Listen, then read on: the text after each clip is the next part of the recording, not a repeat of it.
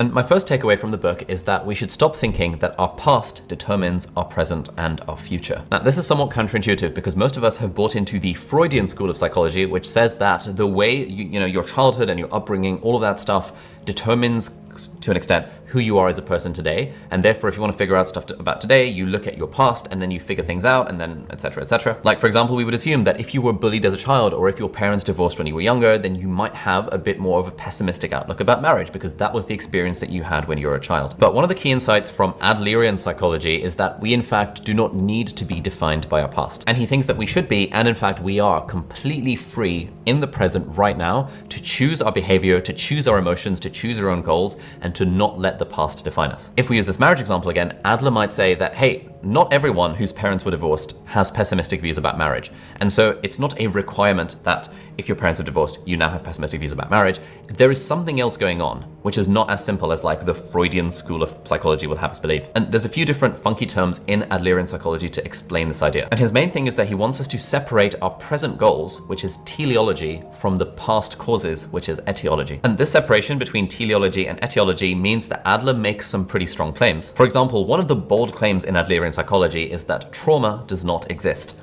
I know, super controversial. Now, I'm going to quote Adler here, where he says, "No experience is in itself a cause of our success or failure. We do not suffer from the shock of our experiences, the so-called trauma, but instead we make out of them whatever suits our purposes. We are not determined by our experiences, but the meaning we give them is self-determining." Now, when I first read this and came across this philosophy in the book for the first time, I was like the young youth in this, being like, what? That can't possibly be right. Obviously trauma exists. What about children who suffer child abuse? What about people who've had terrible upbringings? You can't possibly say that trauma doesn't exist. And to be honest, it is a little bit of a clickbaity thing that the authors of the book and Adler have like espoused here, this idea that trauma doesn't exist. It's a good talking point that immediately makes everyone think, oh my God, this can't possibly be true. But I guess if we interpret that charitably, and kind of the way I think about it is not that trauma doesn't exist, it's that yes, negative experiences happen to a lot of people. And of course, negative experiences can affect the way that we grow up and the way that we relate to people as adults. But his main point seems to be that nothing is determined purely by those experiences. And what Adler says and what the philosopher says in the book is that we are free to choose the meaning that we ascribe to those events. And to quote the wise philosopher, who is in fact quoting Adler,